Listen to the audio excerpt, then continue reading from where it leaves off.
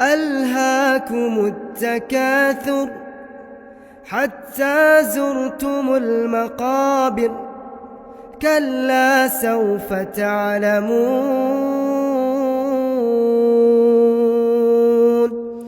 ثم كلا سوف تعلمون كلا لو تعلمون علم اليقين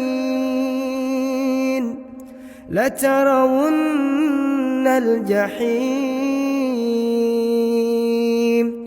ثم لترونها عين اليقين ثم لتسألن يومئذ عن النعيم.